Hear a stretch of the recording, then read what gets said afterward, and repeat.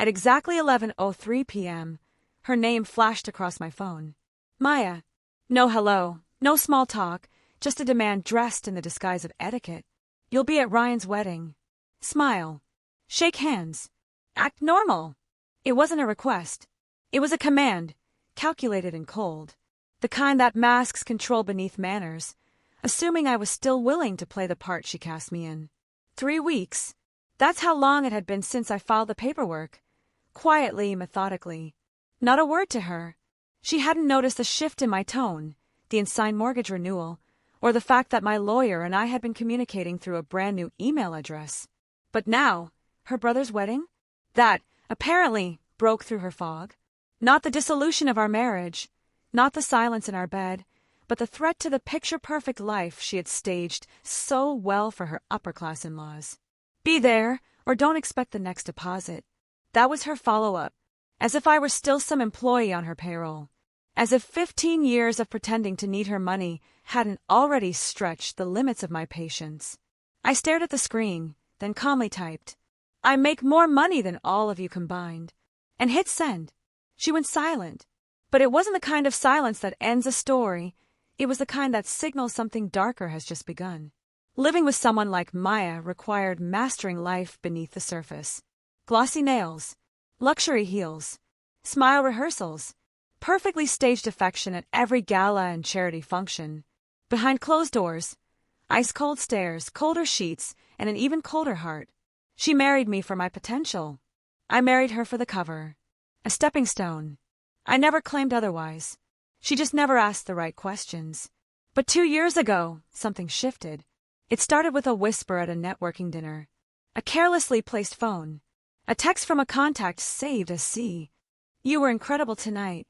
I already miss you." I didn't confront her. You don't strike at the first hint of blood. You study. You wait. You confirm. I began tracking patterns. Her business trips, those late-night meetings, her new obsession with needing space. She assumed I was too preoccupied with my startup to notice how she'd emotionally checked out. Too reliant on her inheritance to see the truth. But I noticed everything. I bought a burner phone and planted it in her car, recording every drive. She never found it. For weeks, I heard nothing but soft music, radio static, shallow breathing, until one Thursday evening at 7:46 p.m. "Stop calling me at home." He's suspicious. A man's voice. Confident. Arrogant. Possessive. Not a hint of apology. I recognized the voice again 2 weeks later after tapping our landline. "Say whatever.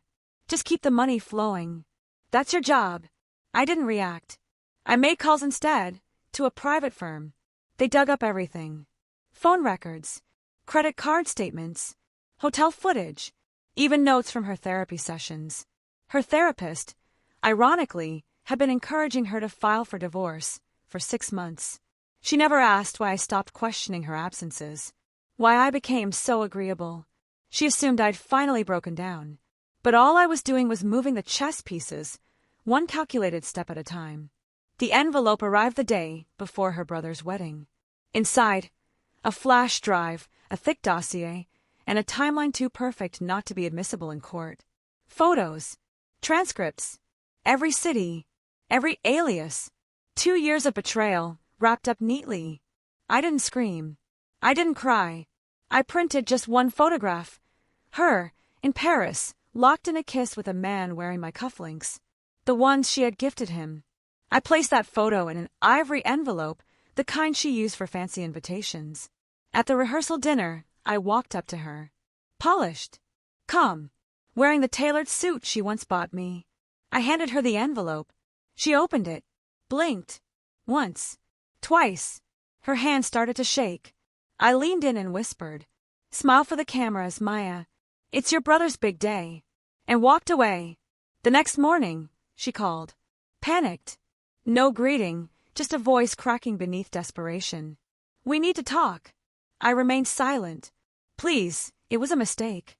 It didn't mean anything." Still nothing. "You're not really ending our marriage over this, are you?" I answered. "It ended 3 weeks ago." The words cut like a scalpel. Clean. Deadly. "What?" "The divorce was filed.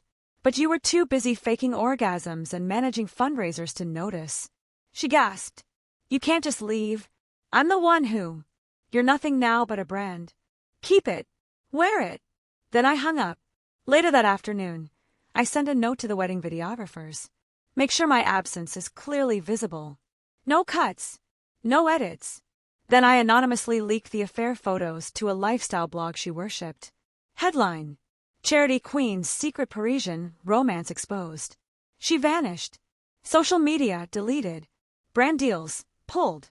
Her brother hasn't spoken to her since. I never turned around.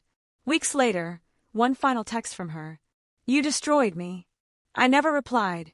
I don't destroy people. They hand me the match. I simply let it fall. These days, I move through the world unshackled. No ghosts. No noise. No one owns a piece of me anymore, especially not someone who mistook my silence for surrender. Final thought. She believed I needed her money. Turns out, she was just the first investment I ever liquidated.